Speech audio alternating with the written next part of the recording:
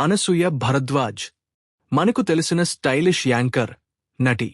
కానీ ఆమె జీవితంలో చోటు చేసుకున్న ఒక సంఘటన మనందరికీ కొత్త కోణాన్ని చూపిస్తోంది.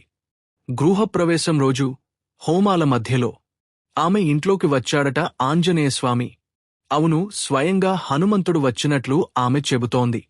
ఆ క్షణాల్లో అనసూయ భావోద్వేగానికి లోనే ఆమె చెప్పిన ఒక్కమాట, జై హనుమాన్ అని తలుచుకోకుండా నేను ఏ పని చేయను.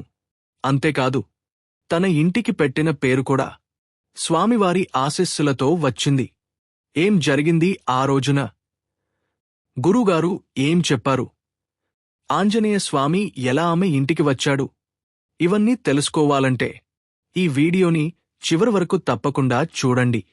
ఓం శ్రీ ఆంజనేయాయ నమః. మనలో చాలామందికి ఏదో ఒక దేవుడిపై గాఢమైన భక్తి ఉంటుంది.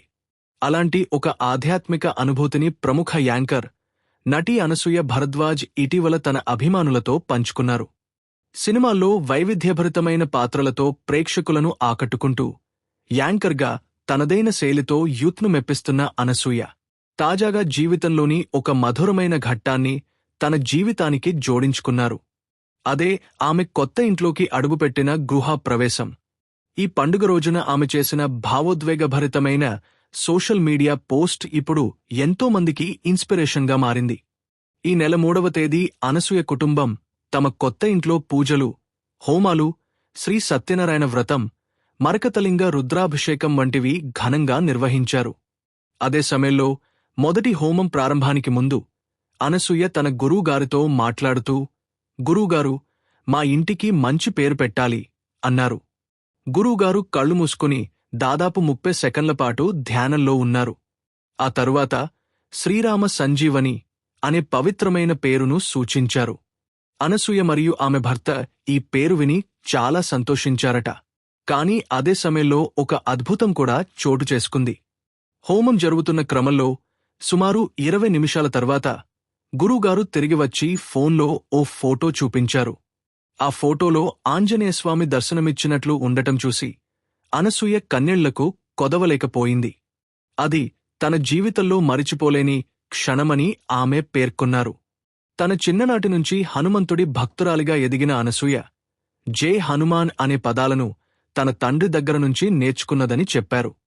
సంతోషం, బాధ, భయం, ప్రేమ ఏ భావంలో ఉన్నా జై హనుమాన్ అనకుండా ఏ పని చేయను అని ఆమె చెప్పిన మాటలు మనసుని తాకాయి. ఆంజనేయ స్వామిని తండ్రిగా భావించే అనసూయ తన పెద్ద కొడుకు పేరు శౌర్య అని పెట్టడానికి కూడా అదే ప్రభావమని చెప్పారు. హనుమంతుడి ఆశీర్వాదంతో తమ ఇంటికి పునీతం కలిగిందని, హోమం ద్వారా ఆ దేవునికి మన హృదయాన్ని చెప్పుకోవచ్చని ఆమె విశ్వాసం వ్యక్తం చేశారు. ఈ క్షణాలన్నీ అనసూయలో మనకు కనిపించని కొత్త కోణాన్ని చూపించాయి. స్టైలిష్ యాంకర్గానే కాదు, భక్తిపరంగా గాఢమైన అనుబంధాలు ఉన్న వ్యక్తిగా ఆమె మన కళ్ల ముందు నిలిచారు. ఈ అనుభూతులన్నీ మనకు ఒక్క సందేశాన్ని ఇస్తున్నాయి: భక్తి నిజంగా మనసుకు శాంతిని, జీవితానికి దిశనిస్తుందన్నది. ఈ కథనం మీ మనసుని తాకిందా? అలాగైతే లైక్ చేయండి, షేర్ చేయండి. ఇంకా ఇలాంటి నిజమైన ఆధ్యాత్మికతను నిండుగా మలిచిన కథల కోసం ఉమా తెలుగు వ్లాగ్స్ని సబ్స్క్రైబ్ చేయండి. మనం కలుద్దాం మరొక అందమైన అనుభూతితో. జై హనుమాన్.